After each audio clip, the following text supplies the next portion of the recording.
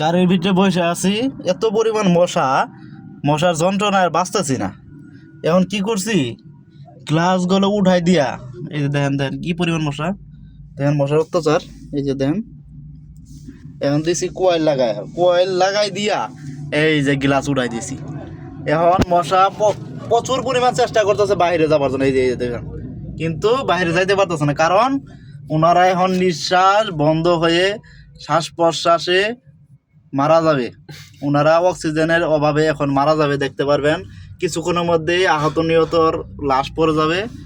এই যে দেখুন, অনেক পালানোর চেষ্টা করতেছে, তবে পাইতেছে না। দেখেন গ্লাসে যায় ধাক্কা ধাক্কি বাজাইছে, মনে হয় এই গ্লাস ফাটাই ফেলা। দেখেন কি অবস্থা, পিছনে গ্লাস মনে হয় যে গ্লাস ফাটাই ফেলাবে, এরকম একটা অবস্থা শুরু করছে দেখেন। কিন্তু ওনারা অনেক চেষ্টা করতেছে, কিন্তু পারতেছে না। অনেক চেষ্টা করতেছে কিন্তু উপায় নাই, কারণ গ্লাস উঠাই দিছি, বার হওয়ার কোনো রাস্তা নাই। এখন ওনারা খুব চেষ্টা করতেছে, এই যে দেখেন, এই যে মশাতে এখন কেমন লাগে আমগর যে কামড়াও, আমগর কিরম লাগে এখন বুঝো। তোমরা যে কামড়াও এই রাত্রে দিনে কিচ্ছু মানে না, এখন কামড়াও কেমন লাগে,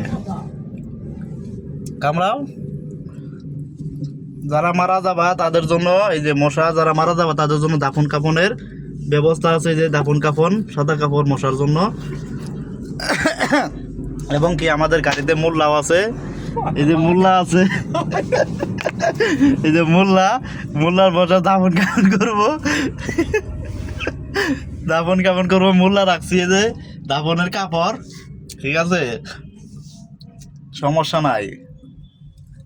কবর খোঁড়ার জন্য যন্ত্রও আছে। খাও এখন কত কামড়াও এখন কি নাকি, এখন আর পায়ে নেবেন একটাও পরে না, সব পায়ে ধর।